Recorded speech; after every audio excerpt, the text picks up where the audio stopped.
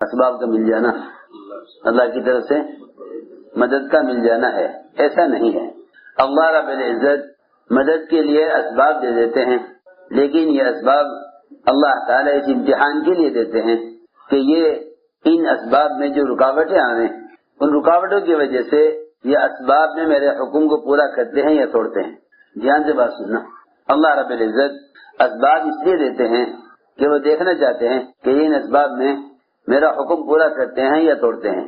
اگر بندہ اسباب میں حکم پورا کر دے تو اللہ رب العزت دین اور دنیا دونوں لائن کے اسباب میں اس کی مدد فرماتے ہیں، اور اگر یہ حالات کی وجہ سے حکم توڑ دے، حالات کی وجہ سے حکم توڑ دے تو اللہ رب العزت اس سے دین بھی چھین لیتے ہیں، دنیا بھی چھین لیتے ہیں۔ میری بات توجہ سننی پڑے گی بہت۔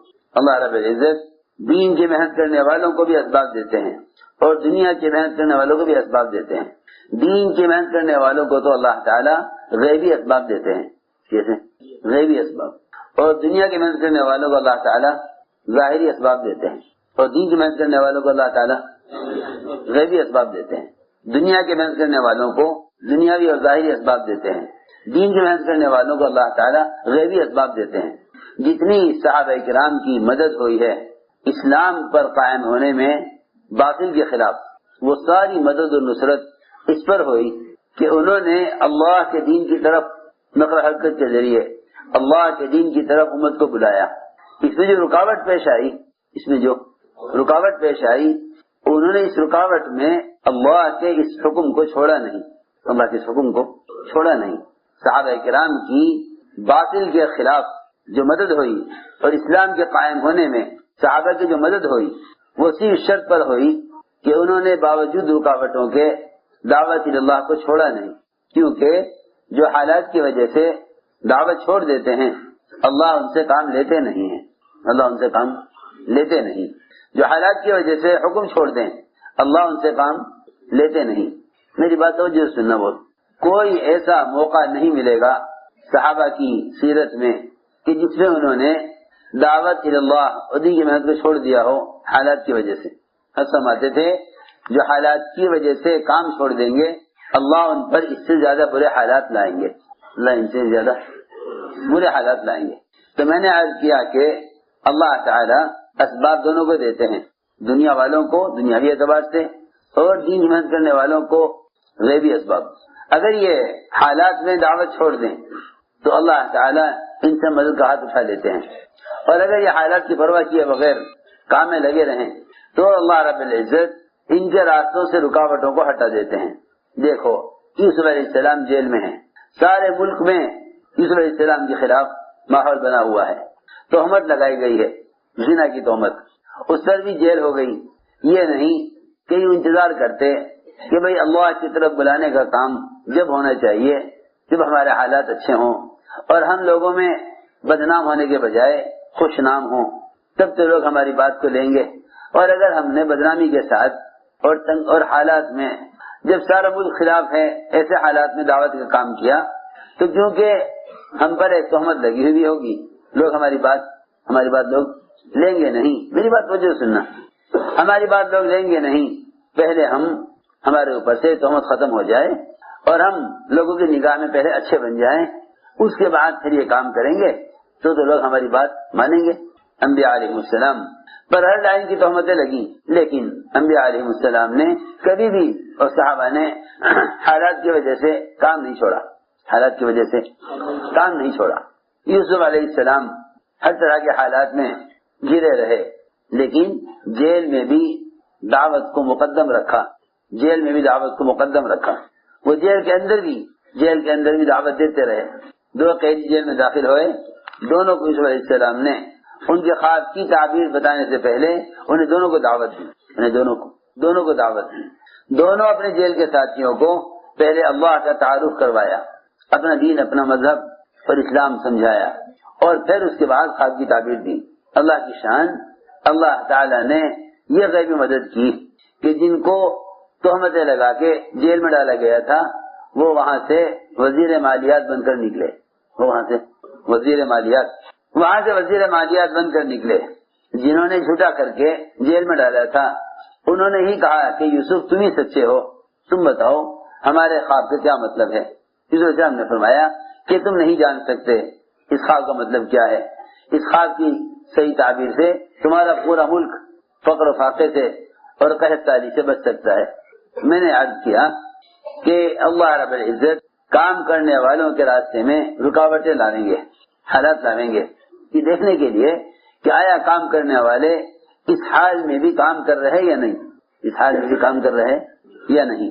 اگر یہ حالات کی وجہ سے کام میں ذرا بھی کمی کریں گے، دیکھو حالات اور رکاوٹیں کام کو بڑھانے کے لیے ہوتی ہیں، چھوڑنے کے لیے یا کم کرنے کے لیے تو کوئی مطلب ہی نہیں ہے.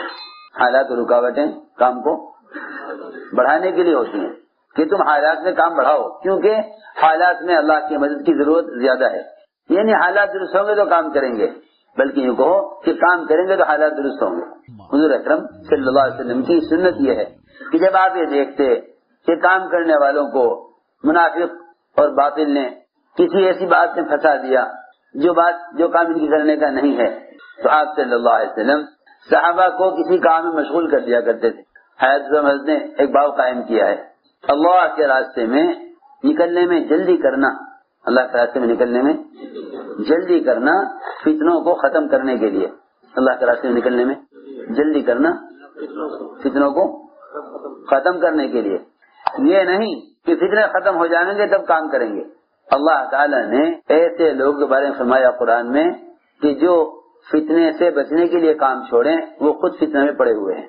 اللہ نے فرمایا قرآن میں کہ جو فتنے سے بچنے کے لیے کام چھوڑیں وہ خود فتنے میں پڑے ہوئے ہیں. عجیب قرآن کی آیت.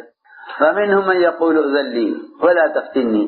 ایسے بھی ہیں مدینے میں رہنے والے کہ انہوں نے کہا کہ اے محمد صلی اللہ علیہ وسلم آپ ہمیں اجازت دے دیجئے کہ ہم مدینے میں رہ لیں، آپ جس رخ پر بھیج رہے ہیں یہاں ہمیں نہ لے جائیے، اس لیے کہ اندیشہ ہے ہم کسی فتنے میں نہ پڑ جائیں.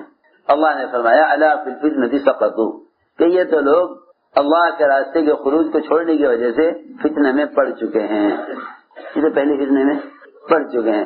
ان کا نہ نکلنا ہی فتنہ ہے، اگر نکل جاتے اللہ کے راستے میں تو فتنے سے بچ جاتے. الا فی الفتنۃ سقطوا، جنہوں نے نکلنا نہ چاہا، جنہوں نے فتنے کی وجہ سے نکلنا نہ چاہا، اللہ نے ان کے بارے میں فرمایا کہ جو فتنے کی وجہ سے نکلنا نہیں چاہ رہے ہیں یہ خود فتنے میں پڑے ہوئے ہیں. کسی عجیب بات ہے قرآن کی. اللہ فی الفتنۃ سقطوا، کہ یہ تو سن لوگوں سے فتنے میں پڑ گئے جو یوں کہیں کہ بھائی فتنہ ہے، حالات ٹھیک نہیں ہیں، ابھی نہ نکلو. غزوہ مریسیہ میں ایک انصاری ایک مہاجری کے درمیان پانی لینے پر کچھ بحث ہو گئی، آپس میں ایک دوسرے کا ہاتھ مار دیا. اس پر انصاری نے انصار کو آواز لگائی میری مدد کرو، ادھر مہاجری نے مہاجرین کو آواز لگائی میری مدد کرو. دونوں طرف کے لوگ کھڑے ہو گئے.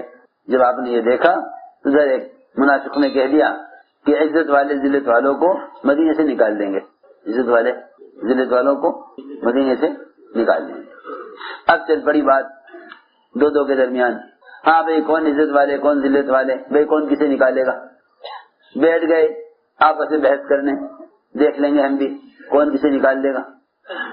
آپ نے دیکھا اچھا ایک منافق کی بات سے ہمارے صحابہ متاثر ہو گئے، ایک منافق کی بات سے متاثر ہو گئے. آپ نے فرمایا صحابہ سے کہ چلو چلنا شروع کرو. اتنا چلایا کہ لے کے صبح سے لے کے رات تک، اور پھر پوری رات، پھر اگلا پورا دن، پھر اس سے اگلی پوری رات، پھر تیسرا دن ہر صحابی اپنے گھوڑے اپنے اونٹ پر سوار، اور اتنا چلایا کہ صحابہ چلتے تھکتے چور ہو گئے. حکم نہیں ہے رکنے کا، حکم نہیں ہے رکنے کا، حکم نہیں ہے، چلنا ہے. خوب چلایا اور تیز چلایا اور فوراً نکال دیا صحابہ کو ابھی چلو، یہاں تک کہ پورا دن پوری رات، پھر جا کے تیسرے دن دوپہر کو اجازت ملی ٹھہرنے کی. گرم ریت، صحابہ اپنی سواری سے اترے اور گرم ریت پہ پڑ کے سو گئے. اس کے لیے احساس نہیں تھا کہ ریت تپ رہی ہے، گرمی ہے. یہ اس لیے کیا تاکہ ان کا ذہن یہ اس بات سے ہٹے. دو بھی آپس میں ایک ساتھ مل کر نہ بیٹھیں کہ وہ اس بات کا ذکر کریں گے کہ منافق نے کیا کہا. تو میں نے تو یہ تمہیں ایک سمجھانے کے لیے عرض کیا کہ یوں مت کہو کہ فتنے ہو رہے ہیں، بلکہ یوں سوچو کہ اللہ رب العزت کی وہ غیبی مدد، اللہ رب العزت کی وہ غیبی مدد جس سے فتنے ختم ہوتے ہیں اور اپنے دین پر استقامت ہوتی ہے، اس غیبی مدد کے لیے اللہ نے کیا شرط لگائی ہے، اس مدد کے لیے اللہ نے کیا شرط لگائی ہے، اس مدد کے لیے اللہ نے کیا شرط لگائی ہے؟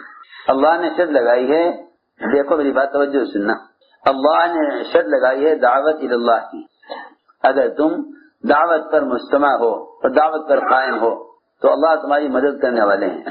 ان تنصروا اللہ ینصرکم، ان تنصروا اللہ ینصرکم ویثبت اقدامکم، اللہ تعالیٰ تمہاری مدد کریں گے تو تم دین کی مدد کرو گے۔ اس زمانے میں لوگ دین کی مدد اس کو سمجھتے ہیں کہ بیواؤں کو خرچہ دے دو، یتیموں کو فری پرورش کر دو، بیان کو لائک شیئر اور چینل کو سبسکرائب کرنا مت بھولیے، بیماروں کے لیے دوا دارو کر دو، کہیں یتیم خانے تعمیر کرا دو، کہیں کنواں کھدوا دو، تمہیں اللہ نے پیسہ دیا ہے کہیں مسجد بنا دو، اللہ نے تمہیں پیسہ دیا ہے کہیں مسجد بنا دو، کہیں یتیم خانہ تعمیر کرا دو، کہیں فری کا اسپتال بنوا دو۔ اس زمانے میں مسلمان کی ضرورت پر مال خرچ کرنے کو دین کی نصرت سمجھ رہا ہے۔ اس زمانے میں مسلمان کی ضرورت پر مال خرچ کرنے کو دین کی نصرت سمجھ رہا ہے، حالانکہ مسلمان کی ضرورت پر مال خرچ کرنے کے لیے غیر مسلم بھی کام کر لیتے ہیں، بے شمار غیر مسلم ہیں مالدار جو مسلمانوں پر باقاعدہ مال خرچ کرتے ہیں، کیوں نہیں کہتے کہ ہم مسلمان پر خرچ نہیں کریں گے؟ بے شمار غیر مسلم دنیا میں ہیں جو مسلمانوں پر مال خرچ کرتے ہیں، تو اگر مسلمان پر مال خرچ کرنا ہی دین کی نصرت ہے تو کیا غیر مسلم بھی دین کی نصرت کرے گا؟ کہ نہیں، غیر مسلم دین کی نصرت نہیں کرے گا۔ غیر مسلم مسلمان کی مدد کر سکتا ہے، غیر مسلم مسلمان کی مدد کر سکتا ہے، لیکن غیر مسلم اسلام کی مدد نہیں کرے گا۔ اس سے معلوم ہو گیا کہ مسلمان کی مدد الگ ہے، اسلام کی مدد الگ ہے۔ مسلمان کی مدد الگ چیز ہے، اسلام کی مدد الگ چیز ہے۔ مسلمان کی مدد الگ چیز ہے، اسلام کی مدد الگ چیز ہے۔ اسلام کی مدد یہ ہے کہ اللہ کے بندے اللہ کے دین میں داخل ہوں، یہ اسلام کی مدد ہے۔ یہ اسلام کی سونا مت گئی، سنا تو یہاں سے اٹھ جاؤ، سونے کی اجازت نہیں ہے، میری بات تو سننی پڑے گی بہت۔ آدمی سوچتا ہے کہ اگر میں نے اللہ کے راستے کی نقل حرکت پر اور خود مال خرچ نہیں کیا تو کیا بات ہے؟ بیواؤں پر، یتیموں پر، مسکینوں پر اور خیر کے کام پر مال خرچ کرنا، یہ بھی تو دین کی نصرت ہے۔ اس پر مال خرچ کرنا کہ اللہ کے بندے اللہ کے دین پر آ جائیں، اس پر مال خرچ کرنا اللہ کے بندے اللہ کے دین پر آ جائیں، اس کا رخ نہیں ہے۔ تو میں نے عرض کیا اللہ تعالیٰ کی مدد سے کام ہوگا، اور اللہ تعالیٰ کی جو نصرت ہے وہ دین کی نصرت کے ساتھ ہے۔ دین کی نصرت یہ ہے کہ تم ایک ایک کو دعوت دے کر اللہ کے فرائض کی طرف لاؤ، اللہ کے فرائض کی طرف لاؤ، ایک امتی کو اللہ کے فرائض کی طرف لاؤ، یہ دین کی نصرت ہے، یہ اسلام کی نصرت ہے، یہ اسلام کی نصرت ہے۔ ایک ایک کو دعوت دے کر اسلام کی طرف لاؤ، ایک ایک کو دعوت دے کر اللہ کے فرائض کی ادائیگی پر لاؤ، یہ اسلام کی نصرت ہے۔ تم کسی غریب کے کام آ جاؤ، تم کسی فقیر کا گھر بنوا دو، تم کسی بیمار کا علاج کرا دو، اس کے لیے تو مسلمان غیر مسلم سب برابر ہیں۔ اس لیے حدیث میں فرمایا کہ آج انسان اگر ایک چونٹی پر بھی رحم کھائے اس پر بھی اس کو اجر ملے گا۔ ہر وہ چیز جو زندہ ہے، جس میں حیات ہے، اس پر رحم کرنے کا اجر ہے۔ لیکن اسلام کی نصرت یہ ہے کہ تم ایک آدمی کو دعوت دے کر اسے اللہ کے فرائض کی طرف لاؤ، یہ اسلام کی نصرت ہے۔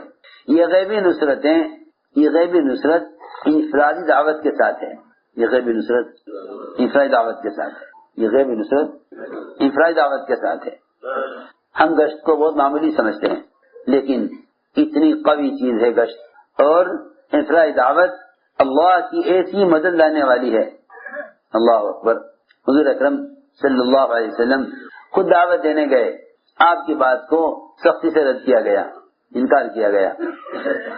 آپ کو اس کا غم ہوا، آپ کو اس کا غم ہوا، آپ کو اس کا غم کہ انہوں نے بات نہیں سنی، اس کا غم نہیں کہ میری بات نہیں مانی، اس کا غم کہ یہ بات مان لیتے تو جہنم سے بچ جاتے، بات مان لیتے تو جہنم سے بچ جاتے. اس کا غم، اتنا غم آپ کو، اتنا غم کہ آپ قرن ثعالب جگہ کا نام ہے، وہاں تک پہنچ گئے تو آپ کو ہوش نہیں تھا. جیسا کوئی آدمی کچھ سوچ کر جائے اور اس کے خلاف ہو، اس سے اس کے دل کو چوٹ لگے. میرے دوستو عزیزوں، اللہ مجھے معاف فرمائے، عام مسلمان تو کیا، اگر کام کرنے والوں کو بھی معلوم ہو جائے کہ فلاں علاقے میں احتجاج آ گیا تو ان کی نیند، ان کا کھانا، ان کی اپنی خواہشات، ان کا اپنے بیوی بچوں کے ساتھ ہنسنا کھیلنا متاثر نہیں ہوگا، متاثر نہیں ہوگا. اگر معلوم ہو جائے فلاں ملک میں احتجاج آ گیا، ہندوستان کے فلاں علاقے میں احتجاج آ گیا، ہماری مسجد کے سارے آدمی جمع ہو کر اس طرف نکلیں گے نہیں، اس طرف نکلیں گے نہیں، اس لیے کہ دین کے نقصان کا غم، دین کے نقصان کا غم دلوں سے ختم ہو گیا. پڑوسی کی دکان جل جائے، آپ تسلی کے لیے جانا اپنا فرض سمجھیں گے. پڑوسی کی یہاں موت ہو جائے، آپ اس کے اعزاز میں آج دکان کھولیں گے نہیں کہ میرا حق بنتا ہے. ساری دنیا میں بکھرے ہوئے مسلمان ایک جسم کے اعضاء کی طرح ہیں. ساری دنیا بکھرے مسلمان ایک جسم کے اعضاء کی طرح ہیں. تمہیں اپنے پڑوسی کی کا نقصان برداشت نہیں ہوتا، حالانکہ ساری دنیا بکھرے مسلمان ایک جسم کے اعضاء کی طرح ہیں. جو تکلیف پیر کے انگوٹھے کی وجہ سے پورے بدن کو ہو، اس سے زیادہ تکلیف ساری دنیا کے بکھرے مسلمانوں کو ایک علاقے میں مسلمان کے مرتد ہونے یا ایک علاقے میں ارتداد کے آنے سے ہونی چاہیے. لیکن یہ رخ نہیں ہے، یہ رخ نہیں ہے. عجیب بات یہ ہے کہ امت کے دل دین کے مٹنے کے غم سے متاثر نہیں ہے. میں نے عرض کیا نا، آپ کی پڑوسی کی دکان جل جاوے آپ کو غم ہوگا، آپ کو غم ہوگا، آپ تسلی دیں گے، جائیں گے، ملاقات کریں گے. ایک مسلمان اگر ایسے راستے پر چل رہا کہ جہنم کی طرف جاوے تو آپ کو فکر نہیں کہ اسے کیسے جہنم کے راستے سے بچاؤں. ابھی تک ہمارا گشت اس بنیاد پر نہیں آیا کہ سب سے زیادہ اللہ کی رحمت کے اور مدد کے متوجہ ہونے کا سبب انفرادی دعوت ہے. دھیان سے سننا بات، سب سے زیادہ اللہ کی رحمت کے متوجہ ہونے کا موقع عمومی گشت ہے. کیا ہے عمومی گشت؟ عمومی گشت جو ہے وہ اصل میں انفرادی دعوت ہے، اصل میں انفرادی دعوت ہے. عمومی گشت انفرادی دعوت ہے. اس پر اللہ تعالیٰ کی جو مدد آتی ہے وہ مدد کسی اور عمل پر نہیں آتی. میری بات دھیان سے سننی پڑے گی. تم نماز پڑھ کر اللہ سے روزی مانگ لو گے، اللہ رزق دے دیں گے. تم نماز پڑھ کر اللہ تعالیٰ سے پانی مانگ لو گے، پانی مل جائے گا. عبادات پر انفرادی ضروریات پوری ہو سکتی ہیں. میری بات توجہ سننی پڑے گی بہت جاگ کر. عبادات پر انفرادی ضروریات پوری ہو سکتی ہیں، انفرادی عبادات پر ضروریات پوری ہو سکتی ہیں. اگر یہ چاہتے ہو اللہ تعالی کی نصرت، غیر مدد نازل ہو، اس کے لیے شرط دعوت اللہ ہے. اس لیے کہ عبادات سے کرامتیں ظاہر ہو سکتی ہیں، نصرت نازل نہیں ہو سکتی. اگر آپ کی نماز پر اللہ کی طرف سے کھانا اتر آوے، پانی نہ ہو، زمین سے پانی ابل آوے، تو یہ کوئی بڑی بات نہیں ہے، یہ کوئی بڑی بات نہیں ہے، یہ کوئی بڑی بات نہیں ہے. ہم تو سمجھتے ہیں کہ میری عبادت سے ضرورت پوری ہو جاوے. انبیاء علیہ السلام نے ضرورت کو قربان کر کے دعوت کو زندہ کیا، ضرورت کو قربان کر کے دعوت کو زندہ کیا. انبیاء علیہ السلام نے فاقوں کے ساتھ کام کیا. ہم سمجھے کہ عبادت کر لو تاکہ ضرورت پوری ہو جاوے. چنانچہ میں عرض کر رہا تھا کہ سب سے زیادہ اللہ تعالیٰ کی غیبی مدد کے نازل ہونے کا سبب وہ انفرادی دعوت دینا ہے. آپ کو جو غم ہوا تو قرن ثعالب پہنچنے تک آپ کو ہوش نہیں تھا. وہاں اچانک آپ نے ایک آواز سنی، آپ اس آواز کی وجہ سے چوکنا ہوئے، ہوش میں آئے.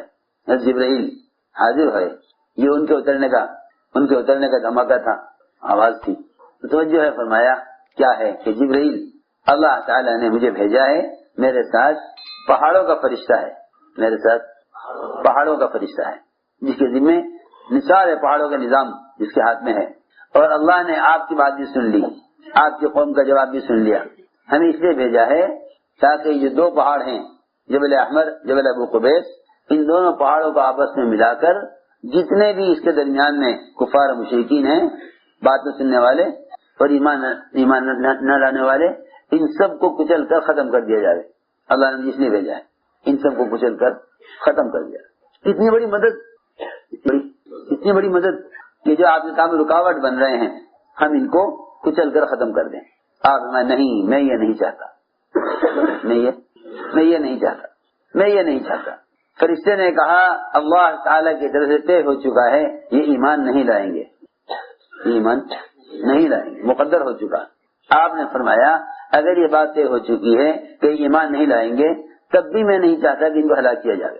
ان کی طرف سے آنے والی اذیتیں برداشت کروں گا اور ان کا میرے کام میں رکاوٹ بننا برداشت کروں گا، کیونکہ ان کو ہلاک کر دیا گیا تو ان کی پیٹھ پہ جو ان کی اولادیں چھپی ہوئی ہیں جو ابھی دنیا میں آئی نہیں وہ بھی ہلاک ہو جائیں گی.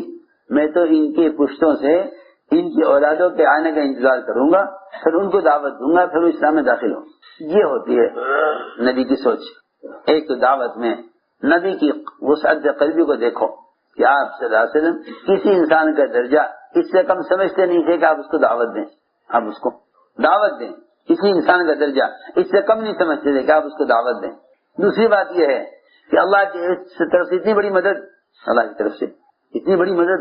تو میں نے عرض کیا کہ انفرادی دعوت یہ اللہ تعالیٰ کی طرف سے بڑی مدد کا ذریعہ ہے، اللہ کی طرف سے بڑی مدد کا ذریعہ ہے. حضور اکرم صلی اللہ علیہ وسلم ایک سفر میں تھے، صحابہ آپ کے ساتھ تھے. ایک آدمی کو دیکھا دیہاتی گھر کی طرف چلا جا رہا تھا. فرمایا کہاں جا رہے ہو؟ اپنے گھر جا رہا ہوں، گھر والوں کے پاس. آپ نے فرمایا کہ اللہ کے ایک ہونے اور محمد صلی اللہ علیہ وسلم کے اللہ کا رسول ہونے کی گواہی دو گے؟ اس نے کہا کہ آپ کی رسالت پر اور اللہ کی وحدانیت پر گواہ کون ہے؟ میں اکیلے کی بات کیسے مان لوں؟ کوئی بھی گواہی دینے والا ہے آپ کے ساتھ؟ آپ یہ نہیں فرمایا میرے ساتھ ہی گواہی دیں گے. صاحب آپ کے ساتھ تھے. آپ نے فرمایا اس وادی کے کنارے پر جو درخت کھڑا ہوا ہے یہ درخت گواہی دے گا، یہ درخت گواہی دے گا. انسانی دعوت پر مدد. دیکھو بھائی وہ تو جتنا گشت کی لائن کا مجاہدہ کرو گے اتنا اللہ کی مدد کا مشاہدہ کرو گے، جتنا گشت کی لائن کا مجاہدہ کرو گے اتنا ہی مدد کا مشاہدہ کرو. کیونکہ اگر کام بن گیا تنظیم، ایک ایک امتی کے پاس چل کر جانے کا مزاج نہ رہا، کیونکہ اس زمانے میں جتنے بھی باطل کی اشاعت کے ذرائع اور مشینیں اور طرح طرح کے نیٹ اور طرح طرح کی چیزیں بات سے پہنچانے کے لیے استعمال ہو رہی ہے نا، خدا کی قسم یہ سب کی سب خلاف سنت ہونے کی وجہ سے بالکل بے اثر ہیں. اس لیے کہ دین کی دعوت کے پہنچانے میں جو اذیت محمد صلی اللہ علیہ وسلم کے طریقے میں ہے وہ اذیت باقی کسی بھی طریقے میں نہیں ہے، وہ اذیت کسی بھی طریقے میں نہیں ہے. یہ زمانے کے لوگوں کی بے عقلی ہے، یہ زمانے کے لوگوں کی بے عقلی ہے کہ وہ یوں کہیں کہ اس زمانے میں دعوت دینے کا طریقہ وہ تھا، اس زمانے کا طریقہ یہ ہے. نہیں، خدا کی قسم جس طرح محمد صلی اللہ علیہ وسلم کے استنجے کی لائن کی سنت کا طریقہ قیامت تک نہیں بدلے گا، اس طرح آپ کے زمانے کا دعوت کا طریقہ جو قیامت تک نہیں بدلے گا. میں یہ کہنا چاہتا ہوں یہ زمانے کے لوگوں کی بے عقلی ہے کہ وہ کہتے ہیں کہ اس زمانے کا طریقہ یہ ہے، اس زمانے کا طریقہ وہ تھا. ہرگز نہیں. اگر محمد صلی اللہ علیہ وسلم کے وضو میں مسواک کے استعمال کرنے کا طریقہ اور اس کا متبادل کوئی برش نہیں بن سکتا تو جو بعثت کا مقصد ہے وہ زمانے کے بدلنے کے اعتبار سے کیسے بدل جائے گا؟ زمانے بدلنے کے اعتبار سے کیسے بدل جائے؟ کوئی اگر یہ سوچے کہ امریکہ میں دعوت دین کے پہنچائی جائے کہ وہاں تو دعوت پہنچ چکی ہے، ایسے چینل ہیں جو اسلام کو فرماتے تھے جب حق کی بات کو پہنچانے کے لیے باطل کا سہارا لیا جائے گا تو باطل چلے گا، حق نہیں چلے گا. باطل چلے گا، حق نہیں چلے گا. کیونکہ باطل سہاروں سے چلتا ہے مردہ ہونے کی وجہ سے، جیسے مردہ سہاروں سے چلتے ہیں. مردے کیوں بھائی؟ مردے کیسے جاتے ہیں؟ سہاروں سے، کیونکہ خود چلنے کی صلاحیت نہیں ہے. جتنے بھی باطل کے ذرائع ہیں وہ سب مردہ ہیں، جتنے بھی دین کی اشاعت کے باطل کے طریقے ہیں سب مردہ ہیں. یہ سب مردہ ہیں. مردہ ہونے کا مطلب یہ ہے کہ ان کا کوئی عمل نہ اپنے لیے مؤثر ہے نہ دوسروں کے لیے مؤثر ہے. نہ اپنے لیے مؤثر ہے، اثر نہ اپنی ذات کے لیے اثر کرے گا نہ دوسروں کے لیے. اور داعی یہ کہ اگر خود دعوت دے تو اس کی دعوت دوسروں کے لیے مؤثر ہوگی، اس کے لیے مؤثر ہوگی. ذکر فإن الذکر تنفع المؤمنین، یہ دوسروں کے لیے ہے. من جاہد فانما یجاہد نفسی، یہ اس کے مزاج کے لیے ہے. وہاں صاحب فرماتے تھے دعوت نبوت کے طریقے پر دو دھاری تلوار ہے، دونوں طرف کام کرے گی، اپنے لیے بھی اور دوسرے کے لیے بھی. اسے میں نے عرض کیا کہ غیبی نصرت وہ تو آپ کے طریقے دعوت میں ہے. یوں نہ کہو فلاں جگہ اسلام پہنچ چکا، بلکہ یوں سوچو کہ آیا میں خود دعوت دینے گیا نہیں گیا. حضور اکرم صلی اللہ علیہ وسلم تمنا کیا کرتے تھے میں اس راستے میں قتل کیا جاؤں، پھر زندہ کیا جاؤں، پھر قتل کیا جاؤں، پھر زندہ کیا جاؤں، پھر قتل کیا جاؤں، پھر زندہ کیا جاؤں، بار بار. فرمایا میں اس دعوت کے تقاضے سے کبھی نہ بیٹھتا مدینے میں، ہر تقاضے پر نکلتا، لیکن تمام صحابہ کے لیے ایک وقت میں سواری کا انتظام کرنا مشکل ہے. میں نے عرض کیا کہ دعوت کی لائن کی اذیتیں آپ کے طریقے دعوت میں ہیں، آپ کے اور غیبی جو نصرتیں ہیں وہ آپ کے طریقے دعوت میں ہیں. تم کسی بھی ذریعے سے دین کا پیغام پہنچا دو اور سمجھو کہ میں نے ذمہ داری ادا کر لی، یہ اللہ کی مدد آ جائے گی. اس پر ایسا نہیں ہوگا. چنانچہ اس دیہاتی نے کہا کہ آپ کی بات پر گواہ کون ہے؟ فرمایا درخت گواہی دے گا. وہاں سے درخت زمین پھاڑتا ہوا آیا، آپ کے سامنے آ کر کھڑا ہو گیا. آپ نے 3 مرتبہ درخت سے گواہی لی، 3 مرتبہ گواہی دی. دیہاتی نے اسلام قبول کیا. یہ تو ہے نصرت. ان تنصر اللہ ینصرکم. اگلی بات جو ہے اس کے ساتھ وہ ہے اپنے دین پر ثابت قدم رہنا. اس کا وعدہ بھی اسی پر ہے کہ اگر تم اللہ کے دین کے داعی ہو تو اللہ تمہارے قدموں کے دین پر جمانے والے ہیں. ساری طاقت روم کی سب سے بڑی بادشاہت ایک صحابی پوری بادشاہت کے مقابلے میں. یہاں سارے محلے کے گاؤں کے مسلمان مل کر ایک اپنے علاقے کے میئر کا مقابلہ نہیں کر سکے. کیا کرے جی، قانون ایسا بنا دیا، مسلمان کیا کر سکے. ہم تو چاہ نہیں رہتے کہ حرام طریقے سے تجارت کریں، مگر قانون ایسا ہے کیا کریں. ارے یہ کیا بات ہے، تمہارا دین تو اللہ کے حکم کے تابع تھا، حکام کے تابع نہیں تھا. تمہارا دین تو اللہ کے حکم کے تابع ہے نا، حکام کے تابع تو نہیں تھا. تم یہ کہو کہ جی ہم کیا کر سکتے ہیں جب قانون یہ ہے، جب قانون ایسا بن گیا ہم کیا کریں. قانون تو اللہ کا ہے، ساری روم کی بادشاہت سب سے بڑی بادشاہت. حضرت نے حذیفہ سے کہا کہ تم نصرانی ہو جاؤ. کیا ہو جاؤ؟ نصرانی ہو جاؤ. فرمایا نہیں، میں دین نہیں بدلوں گا اپنا، میں دین نہیں بدلوں گا. پہلے لالچ دیا. یہ بات یاد رکھو، باطل مسلمان کو دین سے ہٹانے کے لیے پہلے لالچ دے گا. اس کی وجہ یہ ہے کہ انسان اپنی دنیاوی ضروریات کو سامنے رکھ کر چلتا ہے تو یوں دیکھتا ہے کہ میری ضرورت کہاں سے پوری ہوتی ہے.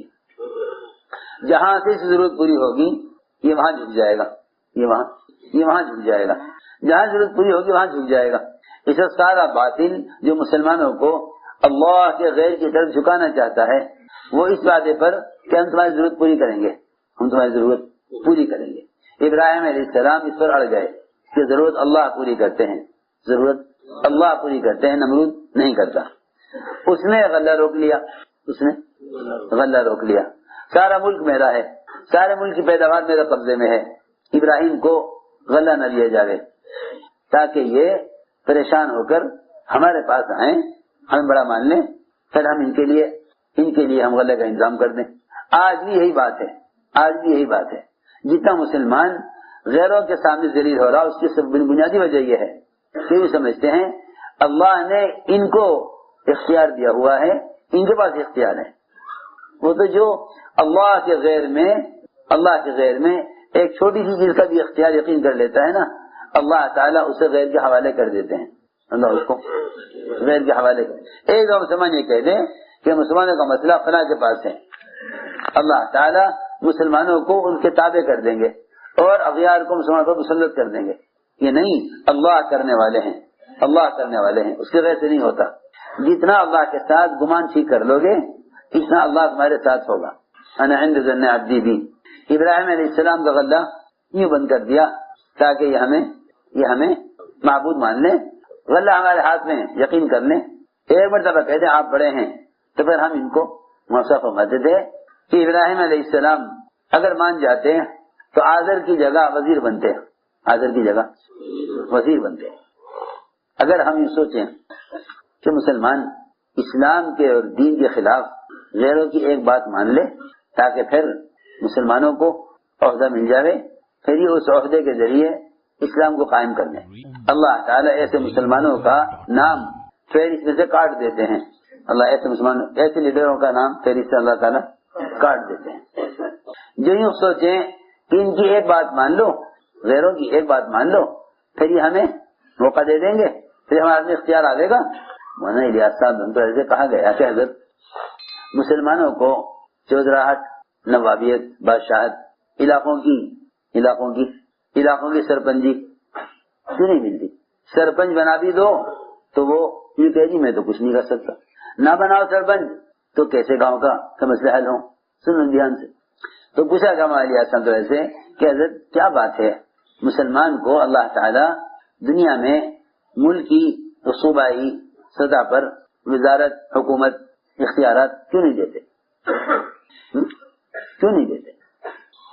تم سارے مل کر ایک کو بڑا بناؤ، وہ بڑا بن کر پہلے سے زیادہ پریشان کرے، کیا کریں؟ ہم نے شمیتر بڑا بنایا تھا کہ یہ مسلمانوں کا کام آئے گا۔ ہم نے فرمایا کہ اللہ تعالی مسلمانوں کو دنیا میں اختیارات، صدارت، وزارت، حکومت اس لیے نہیں دیتے کہ اللہ تعالیٰ کا دستور یہ ہے کہ اللہ نے جتنے دین پر چلنے کا مسلمان کو اختیار دیا ہوا ہے، جب وہ اس پر نہیں چلتا تو پھر جس کے اختیار نہیں دیا ہوا اس پر اللہ مدد کیوں کریں؟ اس پر اللہ مدد کیوں کریں؟ یعنی میں حل کی بات کو آسان کر کے کہوں، ایک باپ نے اپنے بیٹے کو چھوٹی دکان دے دی، 2 دکانیں تھیں، ایک بڑی ایک چھوٹی۔ باپ نے بیٹے کو کیا دے دی؟ چھوٹی دکان۔ اس دکان پہ بیٹھتا نہیں، اس دکان پر بیٹھتا نہیں، اس دکان پر بیٹھتا نہیں۔ تو جب چھوٹی دکان پر نہیں بیٹھتا تو بتاؤ یہ باپ نے بیٹے کو بڑی دکان دے گا؟ تو نے جو کر سکتا تھا جب تو نے وہ نہیں کیا تو پھر جو تو نہیں کر سکتا اللہ تجھے وہ کام کیوں دے دیں؟ ہر مسلمان کو اس کے جسم کے اعضاء کے اعتبار سے اللہ نے عمل کا اختیار دیا ہے، اللہ نے عمل کا اختیار دیا ہے۔ ہر انسان کو اپنے جسم کے اعضاء کے استعمال کے اختیار دیا ہے۔ ہر مسلمان کو اللہ نے اپنے جسم کے اعضاء کا استعمال کے اختیار دیا ہے، نماز کے لیے، روزے کے لیے، حج و زکوٰۃ کے لیے، اپنی نظر کی حفاظت کے لیے، اپنی زبان کو قابو میں رکھنے کے لیے، اپنی شرمگاہ کو محفوظ رکھنے کے لیے سارے اختیارات اللہ نے مسلمان کو دیے ہیں، سب کو دیے ہیں۔ تو جب یہ اپنے بدن کے اندر کے سے متعلق احکام پورے نہیں کر رہا تو جو مسائل اس کے جن سے باہر کے ہیں، ملکی مسائل، زراعتی مسائل، تو اللہ تعالیٰ اسے باہر کے کاموں کے لیے میں اس کی مدد کیوں کریں جب یہ اس کو پورا نہیں کر رہا جس پر اس کو اختیار حاصل ہے؟ سمجھائی نا بات؟ ہاں، تو میں عرض کر رہا تھا کہ روم کی بڑی بادشاہ انہوں نے حذیفہ رضی اللہ تعالیٰ عنہ کو عبداللہ بن حذیفہ کو لالچ دیا کہ تم اپنا دین چھوڑ دو، ہم تمہیں آدھا ملک ابھی دے دیتے ہیں۔ سوچنے کی بات ہے، یہ بھی تو سوچ سکتے تھے کہ جب مجھے آدھا ملک مل جائے گا تو پھر میں آدھے ملک پہ اسلام قائم کر دوں گا۔ جیسے ہم سوچے کہ اگر یہ سارے گاؤں والے مل کے مجھے سرپنچ بنا دیں تو پھر اسلام قائم کر دوں گا، ہو ہی نہیں سکتا۔ یہ سوچے کہ یہ مجھے آدھا ملک دے دیں پھر میں اسلام قائم کر دوں گا، ہو ہی نہیں سکتا۔ اس زمانے کے مسلمان یہ سمجھتے ہیں کہ اگر مسلمانوں کو اختیار دے دیا جائے تو اسلام قائم ہو جائے۔ جو اپنے اندر سے، اپنے بدن سے متعلق اسلام کے احکام پورے نہیں کر رہا، وہ باہر سے متعلق اپنے بدن سے باہر کے تقاضے کیسے پورے کر لے گا؟ جس پر اس کی اختیار حاصل ہے یہ اس میں احکام پورے نہیں کر رہا، اور باہر کے کام کیسے پورے کر لے گا؟ یہ نہ کہا کہ بادشاہت لے لو، بادشاہ بن کے پھر اسلام قائم کر لیں گے۔ حذیفہ رضی اللہ عنہ نے صاف انکار کر دیا کہ نہیں، میں اپنا دین نہیں بدلوں گا۔ اس نے کہا بادشاہت ملے گی، اس نے کہا بادشاہت اگر تو پوری بادشاہت دے دے اپنی، اور اس کے علاوہ عرب کی جتنی بادشاہتیں سب مل جائے مجھے، لیکن میں فرق جھپکنے کے بقدر بھی محمد صلی اللہ علیہ وسلم کے دین کو چھوڑنے کے لیے تیار نہیں۔ اس لیے کہ یہ بات یاد رکھو کہ داعی کو مال سے آزمایا جاتا ہے، نبوت اور بادشاہت میں فرق ہی مال کا ہے، وہ تو بادشاہت میں فرق ہی مال کا ہے۔ نبی کے نبوت اور بادشاہت میں مال کا فرق ہے۔ بادشاہ مال چاہیں گے، انبیاء مال نہ چاہیں گے۔ اتنی بات ایک کافرہ سورج کی پجاری بلقیس بھی جانتی تھی کہ یہ اگر بادشاہ ہیں تو ہدیہ قبول کریں گے، اور اگر یہ نبی ہیں تو یہ قبول نہیں کریں گے۔ بلقیس نے ہدیہ بھیجا سلیمان علیہ السلام کے لیے، سارے ہدایہ تھے، اس میں ایک ہدیہ سونے کی اینٹ بھی تھی، ایک سونے کی اینٹ، بڑی اینٹ، خالص سونا، بہت بڑا ہدیہ اپنی طرف سے بھیجا۔ باقی سارے ہدیے چھوٹے تھے، سب سے بڑا ہدیہ سونے کی اینٹ تھی۔ اللہ نے پہلی بتا دیا کہ تمہارے لیے سونے کی اینٹ ہدیے میں آ رہی ہے۔ سلیمان علیہ السلام نے حکم دیا جنات کو، انہوں نے سارے زمین سے سونا نکال کے اور پورا میدان سونے کا بنا دیا، پورا میدان سونے کا بنا دیا۔ گائے بھینس بکریاں اونٹ اس پہ باندھ دیے، وہ لید کریں، گوبر کریں، پیشاب کریں، اس پہ سارا میدان سونے کا بنوایا، اس پہ مویشی باندھ دیے۔ ہمارا سونے کی حیثیت یہ ہے، ہمارے یہاں سونے کی حیثیت یہ ہے، کیونکہ جنہیں اللہ سے لینا آتا ہے ان کے نزدیک ساری دنیا کی حیثیت بچے کے بلکی بھی نہیں ہوتی۔ جو اللہ کے غیر سے لیتے ہیں وہ ان کی دنیا کو دیکھ کر تمنا کرتے ہیں کہ ہمارے پاس یہ ہے جو ان کے پاس ہے، ہمارے پاس یہ ہوتا جو ان کے پاس ہے۔ سلیمان علیہ السلام نے ساری زمین سونے کی، ساری زمین سونے کی بنوا دی، ساری زمین سونے کی۔ جہاں سے ان کو داخل ہونا تھا سلیمان علیہ السلام کے دربار میں، ان کے راستے میں سے اتنا سونا ہٹا دیا، اتنی زمین خالی چھوڑ دی جتنی بڑی اینٹ آ رہی تھی۔ اس لیے نہیں کہ وہ یہاں لگا لیں گے، وہی یہاں لگا لیں گے۔ ہم تو سوچیں گھر بنا رہا، ایک دیوار چھوڑ دے، کوئی آگے پوچھے گا بھائی کیا ہوا، دیوار نہیں بنی، کہ بھائی بس انتظام نہیں ہے، جب انتظام ہوگا بنا لیں گے، اور میں دیتا ہوں پیسے بنا لو۔ کہ نہیں، تم ایسے بنو، ایسے چلو، ایسے چلو کہ تمہاری حاجت مخلوق پر ظاہر نہ ہو، تمہاری حاجت مخلوق پر ظاہر نہ ہو۔ اس لیے کہ مخلوق پر حاجت کا ظاہر ہونا، مخلوق پر حاجت کا ظاہر ہونا مدد کا دروازہ بند کر دیتا ہے۔ مخلوق پر حاجت کا ظاہر ہونا، مخلوق پر حاجت کا ظاہر ہونا یہ مدد کا دروازہ بند کر دیتا ہے اور فقر کا دروازہ کھول دیتا ہے، فقر کا دروازہ کھول دیتا ہے، مدد کا دروازہ بند کر دیتا ہے۔ مدد کا دروازہ بند اور فقر کا دروازہ کھل جاتا ہے۔ توکل کہتے ہیں اپنی حاجت کو مخلوق سے چھپانا۔ توکل کسے کہتے ہیں؟ توکل جو ہے وہ اللہ کے بندے کے درمیان ایک راز ہے، اللہ کے بندے کے درمیان ایک راز ہے، ایک راز ہے مخلوق اور بندے کے، خالق کے اور بندے کے درمیان ایک راز ہے۔ جب تک یہ راز ہے اس وقت تک توکل ہے، جب یہ راز کھل گیا توکل ختم ہو گیا۔ اگر تم نے اپنی حاجت کو مخلوق پر ظاہر کر دیا تو یوں کہیں کہ عمل کا دروازہ بند ہو گیا اور فقر کا دروازہ کھل گیا۔ لوگ سمجھتے ہیں اپنی ضرورت لوگوں سے بتا دو تو حاجت پوری ہو جائے گی۔ یہ حاجت کے پورا ہونے کا ذریعہ نہیں ہے، یہ حاجت کے بڑھنے کا ذریعہ ہے۔ اللہ حاجتیں بڑھا دیں گے، حاجتیں بڑھا دیں گے اور فقر کا دروازہ کھول دیں گے۔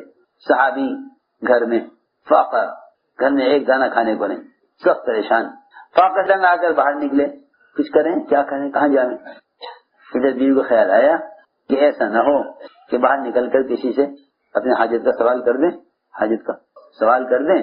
انہوں نے، بیوی نے تندور میں آگ جلا دی کہ دھواں اٹھے، پڑوسی سمجھیں گے کھانا پک رہا۔ چکی چلانے شروع کر دی کہ آواز ہوگی، چکی چلے گی، آواز ہوگی، پڑوسی سمجھیں گے آٹا پس رہا ہے ان کے یہاں، حالانکہ نہ پیسنے کے لیے کوئی دانا، نہ پکانے کے لیے کوئی چیز۔ ادھر میں نے دیکھا باہر سے کہ میرے گھر میں آگ لگ رہی، دھواں اٹھ رہا، لیکن کوئی کچھ پکانے کو نہیں ہے، دھواں کیسا ہے؟ وہ وہاں سے بھاگا آیا، کیا ہوا کیا ہو گیا؟ ارے کچھ نہیں، ہم نے تو اپنے فاقے کو چھپانے کے لیے دھواں اٹھایا تھا تاکہ پڑوسی یہ نہ سمجھے کہ ان کے یہاں فاقہ ہے۔ میں نے بھائی چکی کیوں پیس رہی جب دانا نہیں ہے؟ کہ اس لیے پیس رہی ہوں، پیس رہی تھی تاکہ محلے والے چکی کی آواز سنیں۔ عجیب بات ہے، جا کے دیکھا تو پورا تندور بکرے کی چاپوں سے بھرا ہوا، تندور بھرا ہوا بکرے کی چاپوں سے تندور بھرا ہوا، اور چکی چل رہی خود۔ اب تو بجلی کی چکیاں چلتی ہیں بجلی سے، وہ چکی خود چل رہی تھی بغیر چلائے، اور اس کے اندر سے آٹا نکل رہا تھا۔ جب آٹا ضرورت کے مطابق ہو گیا تو انہوں نے چکی کو روکنا چاہا، وہ رکی نہیں، انہوں نے پکڑ کے پاٹ اس کا چکی کا اوپر سے اٹھا دیا، کھانا کھا لیا۔ صبح کا عرض کیا کہ یہ رات تو یہ ہوا حضور اکرم صلی اللہ علیہ وسلم نے فرمایا کہ اگر تم اس چکی کو نہ روکتے اور چلنے دیتے اس کو تو یہ قیامت تک چلتی رہتی. سوچو تو صحیح، ایک آدمی کے، ایک مرد عورت کے اپنے فاقہ چھپانے پر قیامت تک چلی چکی چلتی رہتی. اگر ہم سب یہ طے کریں اپنے حاجت کو دوسرے ظاہر نہیں کریں گے تو کتنی مدد آئے گی اللہ کی. دیکھو تو صحیح، ایک میاں بیوی حاجت کو چھپانے کے لیے چکی چلائی تھی، وہ اللہ تعالیٰ نے اسی چکی میں سے آٹا نکال لیا. ہم تو اللہ کی قدرت یہاں تک سمجھیں کہ پہلے آپ زمین میں کاشت کریں، پھر اس سے غلہ ہوگا، پھر اس سے گیہوں آئے گا، پھر اس سے آٹا بنے گا. ہم تو یہاں تک سمجھتے اللہ کی قدرت نہیں. قدرت یہی نہیں ہے کہ زمین سے غلہ اگ رہا ہے، بلکہ اللہ تعالیٰ کی قدرت اس سے بہت آگے ہے کہ وہاں چکی سے آٹے کے بغیر آٹا نکلے. ابراہیم علیہ السلام کے لیے پوری مٹی کی بھری ہوئی بوری، اس کو اللہ نے آٹے میں تبدیل کر دیا.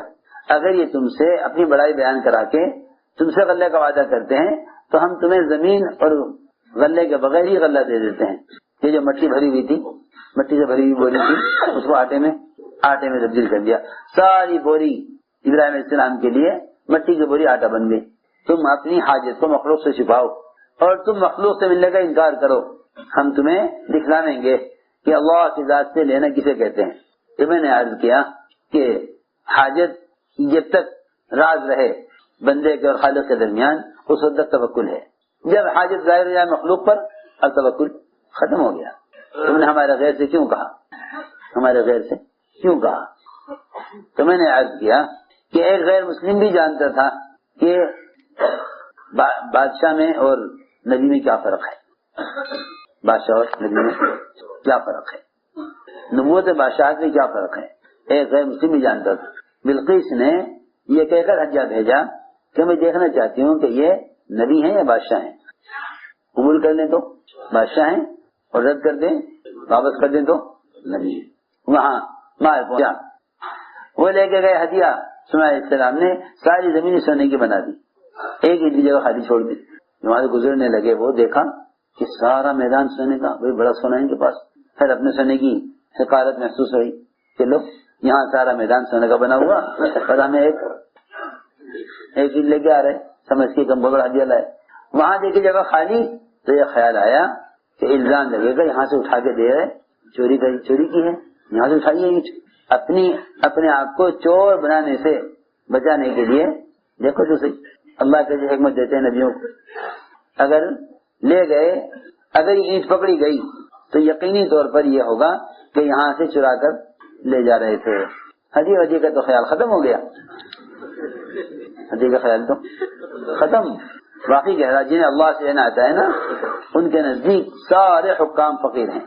جن کو اللہ سے لینا نہیں آتا وہ ان سارے فقیروں کو بادشاہ سمجھتے ہیں. جن کو اللہ سے لینا نہیں آتا وہ ان سارے فقیروں کو بادشاہ سمجھتے ہیں. اور جن اللہ سے لینا آتا ہے وہ ان سارے بادشاہوں کو فقیر سمجھتے ہیں. سمجھتے تھے جب اللہ کے ساتھ تعلق پیدا ہو جائے گا نا تو پھر مسلمانوں پر حکام کا فقر کھل جائے گا. مسلمانوں پر حکام کا فقر کھل جائے گا. مسلمان کو پتہ چل جائے گا وزیر کتنا فقیر ہے. تم آواز والے یہ سوچو گے اگر یہ سرپنچ ساتھ دے جاتا، اگر حکومت ساتھ دے جاتی، ہائے کسی عجیب بات ہے. تمہیں اللہ نے اپنا گھر والا بنایا، اپنے گھر میں بلایا کہ تم ساری دنیا میں پھیلے ہوئے نقشوں کو فقیر سمجھ کر میرے گھر میں آؤ. لیکن اب مسجد میں آواز والے کہتے ہیں کہ جی ہماری مسجد 24 گھنٹے آباد ہے.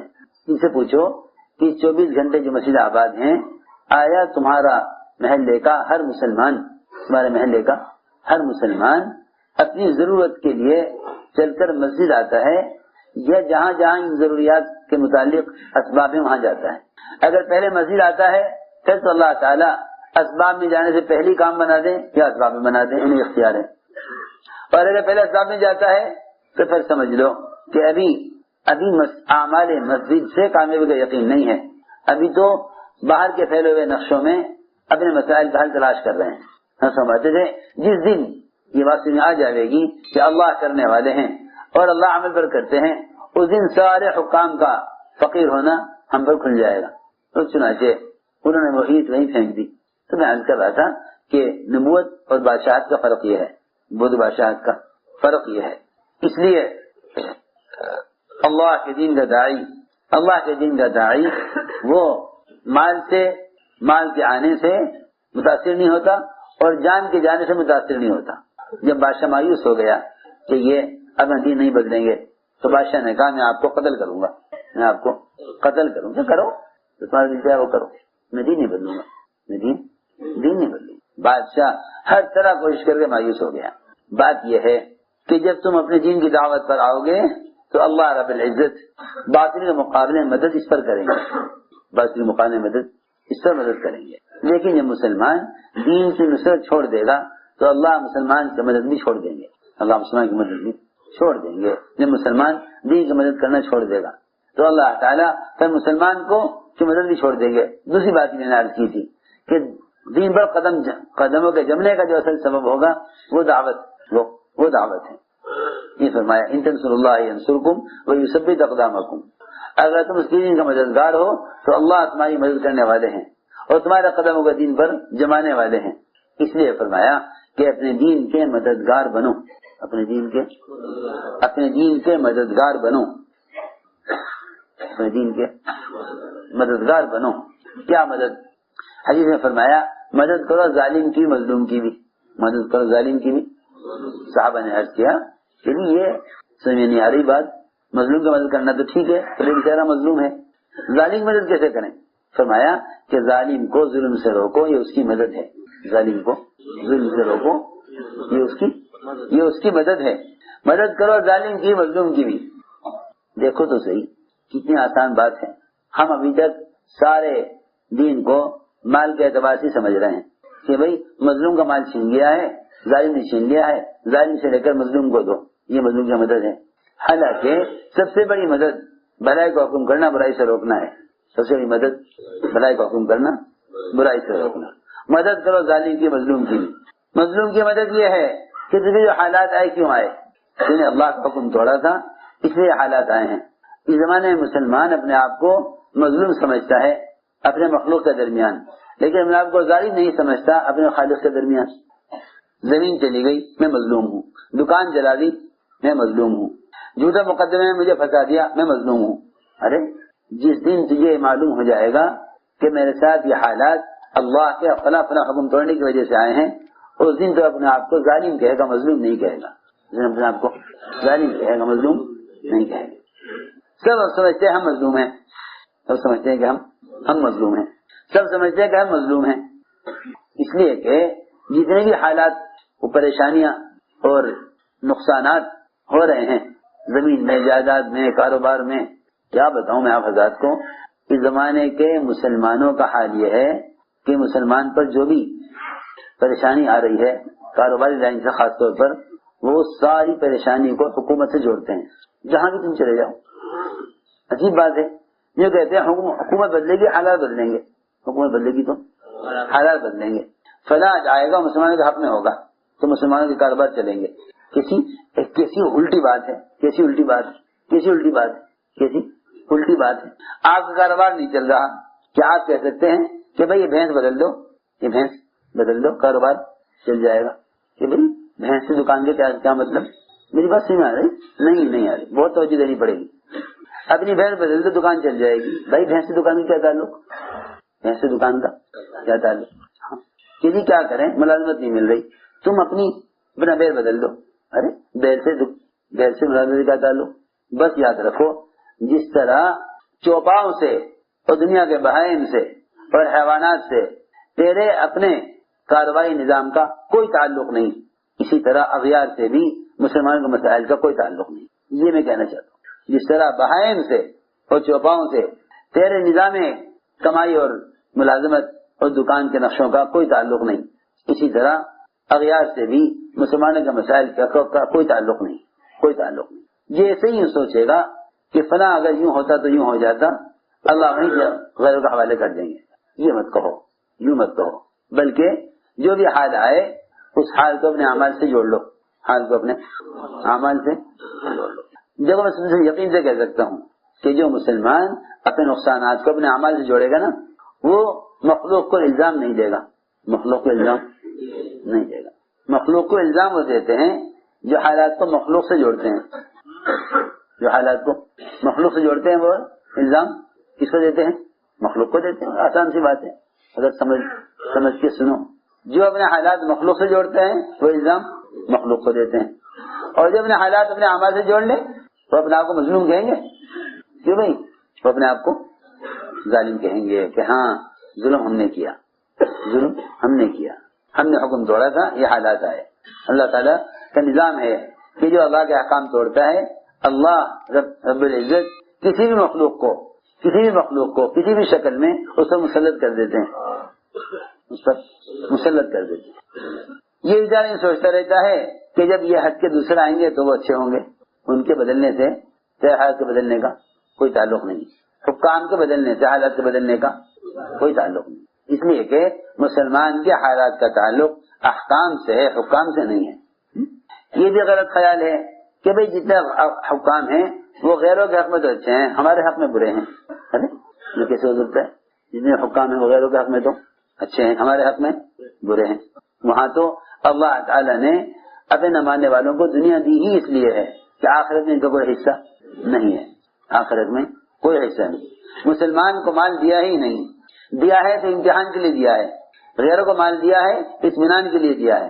مسلمانوں کو جو مال دیا ہے وہ امتحان کے لیے دیا ہے کہ ہم تمہیں مال دے کر اور اسباب دے کر حکم میں آزمانا چاہتے ہیں, حکم میں آزمانا چاہتے ہیں. اور غیروں کو مال دے کر ان کو آزمانا نہیں چاہتے, بلکہ ان کو آخرت سے غافل رکھنے اور آخرت کا بدلہ دنیا میں دینا چاہتے ہیں. دیکھو تو صحیح, مسلمان کے لیے تو گنجائش ہی نہیں ہے اس بات کی کہ وہ غیروں کے مال کی کبھی تمنا کر لے کہ یہ ہمیں کیوں نہیں ملتا, یہ ہمیں کیوں نہیں ملتا. نتیجہ سامنے نہیں ہے. جیسے ہی نتیجہ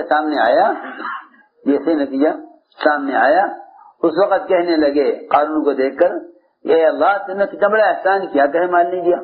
پہلے کہتے تھے احسان اللہ نے احسان نمرود پہ کیا, ہم پر کیوں, قارون پہ کیا, ہم پہ کیوں نہیں کیا.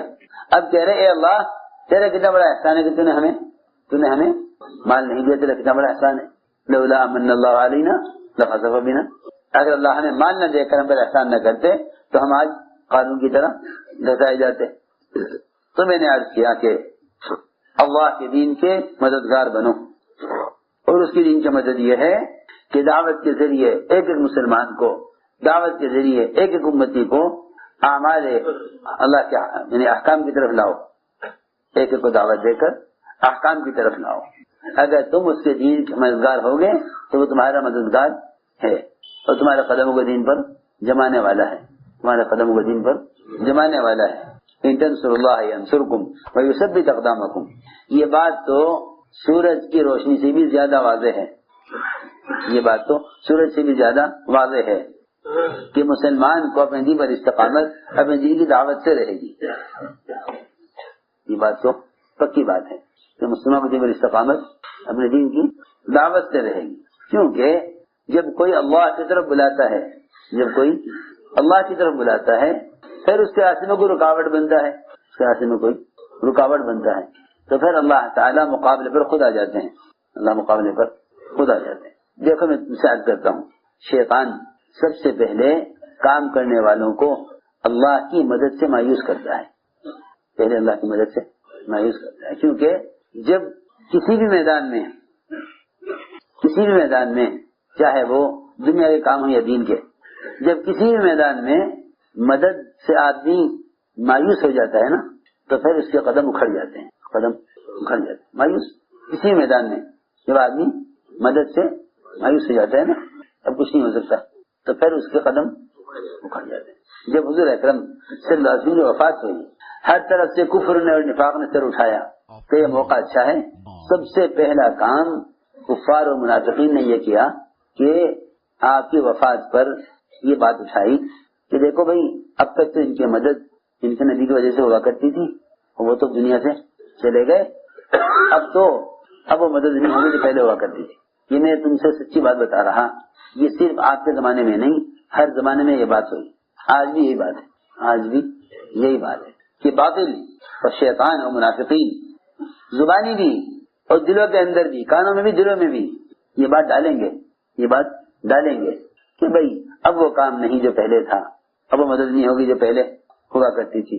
ہاں, تاکہ یہ اس کام پر اللہ کی مدد کا اس کام پر اللہ کی مدد کا یقین ان کے دل سے نکل جائے تو پھر یہ مایوس ہو کر بیٹھ جائیں کہ اب کچھ نہیں ہو سکتا. یہ شیطان کی بہت بڑی چال ہے. بہت غور سے سننا بات. اللہ کی مدد سے مایوس کرے گا پہلے. یہ شیطان کا کام ہے کہ پہلے ان کو مدد سے مایوس کرو. حضور اکرم صلی اللہ علیہ وسلم نے اپنی امت کو اس مایوسی سے بچانے کے لیے صحابہ سے فرمایا کہ تمہارے بعد کچھ لوگ، تمہارے بعد جو لوگ آئیں گے ان میں ایک آدمی کی مدد 10 کے برابر ہوگی. ایک مومن کی مدد 10 کے برابر. تو صحابہ نے عرض کیا کہ ان میں سے 10 کے برابر یا ہم میں سے 10 کے برابر؟ فرمایا کہ نہیں، تم میں سے 10 کے برابر، یعنی 10 صحابہ کے برابر ایک مومن کی مدد. اور ایک روایت میں فرمایا کہ 50 صحابہ کے برابر ایک مومن کو اجر ملے گا. 50 صحابہ کے برابر ایک مومن کو اجر، 50 صحابہ کے برابر ایک مومن کو اجر، اور 10 صحابہ کے برابر ایک مومن کی مدد. 50 صحابہ کے برابر ایک مومن کو اجر اور 10 صحابہ کے برابر ایک مومن کی مدد. آپ نے پہلے ہی بتلا دیا کہ وہ زمانہ آئے گا کہ باطل تمہیں اللہ کی مدد سے مایوس کرے گا. اللہ تعالیٰ کی تو اس کام کے ساتھ ایسی مدد ہے. اللہ اکبر. دیکھو حضور اکرم صلی اللہ علیہ وسلم جس کام کے لیے بھیجے گئے ہیں اس کام میں جو مدد اللہ تعالیٰ نبی کی کرنے والے ہیں وہ مدد قیامت تک ایمان والوں کی کرنے والے ہیں. یہ نہیں کہ جو مدد آپ کے زمانے میں ہوگی بعد میں نہیں ہوگی، یہ بات نہیں ہے، بلکہ قیامت تک مدد کا وعدہ ہے کہ ہم جس طرح نبی کی مدد کر رہے ہیں اس طرح قیامت تک آنے والے سارے ایمان والے کی مدد اسی طرح کریں گے.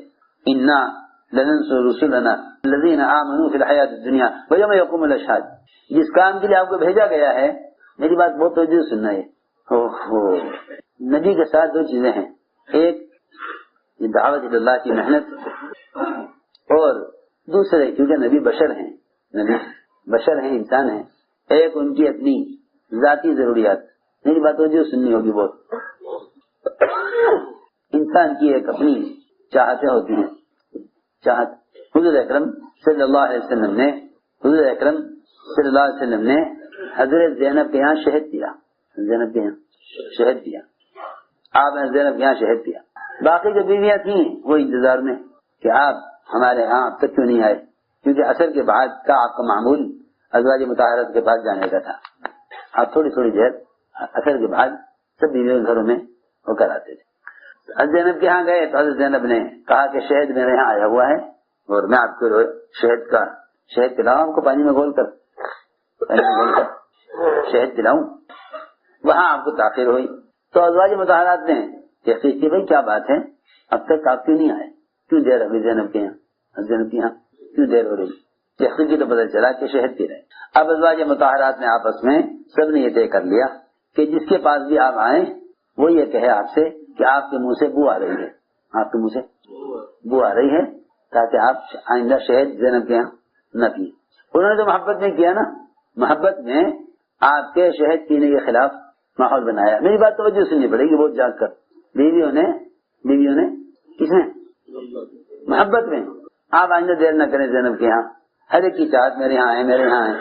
تو محبت میں بیویوں نے آپ کو شہد پینے سے روکنے کے لیے ماحول بنایا. سب سے کہہ دیتا عائشہ نے، حضرت حفصہ نے، کہ دیکھو جو بھی جس کے پاس بھی آمیں وہ یہ کہ آپ کے منہ سے بو آ رہی ہے، جس گھر میں جانے وہ کہ آپ کے منہ سے بو آ رہی ہے. ایک بیوی نے تو بیچاری ان کو تو اتنا ڈرا دیا حضرت عائشہ نے، وہ تو ابھی اندر بیٹھی تھی، آپ دروازے پر آئے وہ نے وہیں سے کہہ دیا فوراً حضرت عائشہ کے ڈر سے کیا آپ کے منہ سے بو آ رہی ہے. ابھی آپ قریب بھی نہیں آگے بیٹھے تھے، وہ تو وہ قریب سے آتی ہے، اتنی دور سے کیسے بو آ گئی. بن گیا ماحول. جب آپ نے دیکھا ہر ایک کی کہہ رہا ہے تو آپ نے قسم کھا لی کہ آپ شہد نہیں پیئیں. شہد پیو نہ پیو کیا بات. شہد پینا کوئی فرض نہیں، کوئی واجب نہیں، نہ پینے پر کوئی گناہ نہیں، پینے پر کوئی ثواب نہیں. شہد ہے. حضرت کو شہد پیش کیا گیا کہ شہد دیں پانی میں گھول کے. فرمایا نہیں، یہ ٹھاٹ کی زندگی گزارنے کی کیا ضرورت ہے، خالی پانی بھی اللہ کی بڑی نعمت ہے، بغیر شہد کے پانی پلا دو. یہ فرمایا. آپ نے قسم کھا لی کہ اب شہد نہیں پیئیں گے، کبھی نہیں پیوں گے. اللہ نے فرمایا لما تحرم ما احل اللہ لک، آپ کیوں حرام کریں اس چیز کو جس کو اللہ نے حلال کیا ہے. اپنی بیویوں کو راضی کرنے کے لیے آپ نے حرام کر لیا. اللہ نے حلال کیا شہد کو، آپ حرام کر رہے ہیں کے لیے، بیویوں کو خوش کرنے کے لیے. آپ سوچیں ذرا، ہم سوچیں، ہم اپنی بیویوں کو خوش کرنے کے لیے کتنے احکام شریعت سے توڑ دیتے ہیں. فرائض واجبات کتنے ہیں جنہیں چھوڑ دیتے ہیں بیوی کو. بیوی کا مزاج نہیں ہے، بیوی دین کے حکم سے راضی نہیں، اسے پسند نہیں، بیوی کی پسند کے لیے چھوڑ دیا. ہائے ہائے، یہ انتظار کرتا رہتا ہے ابھی ذرا میری بیوی نئی ہے، ذرا یہ پرانی ہو جائے، ذرا یہ مایوس ہو جائے، ذرا مانوس ہو جائے، پھر کروں گا دین کا، پھر کروں گا کام. سوچنے کی بات ہے. اللہ نے فرمایا یہ تو حفصہ اور عائشہ یہ اگر نبی کے شہد پینے کے خلاف ماحول بناوے تو پھر اللہ نے دیکھو کتنی مدد کی.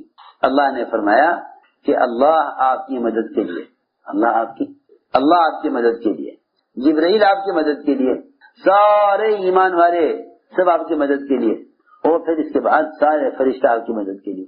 اگر یہ آپ کے شہد کے لیے خلاف کوشش کریں اور آپ کو شہد پینے سے روکیں تو آپ کی مدد کون کرے؟ اللہ مددگار، جبرائیل مددگار، سارے ایمان والے مددگار، والملائکۃ بعد ذلک ظہیر، کہ سارے فرشتے جتنے بھی ہیں سب آپ کی مدد کے لیے. دیکھو اس سے اندازہ کرو کہ جس کام کے لیے آپ کو بھیجا نہیں گیا، جب اس کام میں آپ کی رکاوٹ پیدا کی گئی، اس سے اللہ کی اتنی بڑی مدد آئی، تو پھر جس کام کے لیے آپ کو بھیجا گیا ہے اگر اس میں رکاوٹ پیدا کی جائے گی تو اللہ کی اتنی بڑی مدد آئے گی. یہ سوچنے کی بات. بیان کو لائک، شیئر اور چینل کو سبسکرائب کرنا مت بھولیے. تو میں نے عرض کیا کہ شیطان مایوس کرتا ہے کہ بھائی اب وہ بات نہیں ہے، اب کام میں بات نہیں ہے. ارے کام میں بات نہیں، ہم تو کام اللہ کے امر کی وجہ سے کر رہے، کام نہیں کر رہے، اللہ کا امر ہے، ہم تو کام اللہ کے امر کی وجہ سے کر رہے ہیں نا. کیوں بھائی؟ ہم تو کام اللہ کے امر کی وجہ سے کر رہے ہیں، اللہ کا امر ہے. اس لیے یہ بات یاد رکھو، اس کام کو کرنے میں یہ مت دیکھو کہ کیفیت کیا بن رہی. کیفیت ایک حال ہے، کبھی ہوگا کبھی نہیں ہوگا. کیونکہ شیطان کا کام یہ ہے کہ وہ عمل کی مٹھاس کو چھپا لیتا ہے، کڑواہٹ کو ظاہر کرتا ہے، اور گناہ کی کڑواہٹ کو چھپا لیتا ہے اور گناہ کی مٹھاس کو ظاہر کرتا ہے.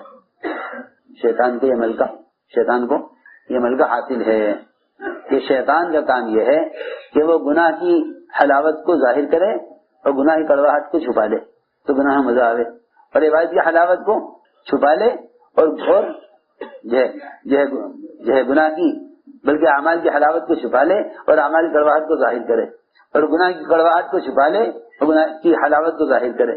تو آدمی کو گناہ مزہ آتا ہے اور اعمال میں مزہ نہیں آتا، اعمال میں مزہ نہیں آتا. تم سچی بتاؤ، جس آدمی کو تیز بھوک لگی ہوئی ہو اسے کھانا کھانے میں نمک کا خیال آئے گا؟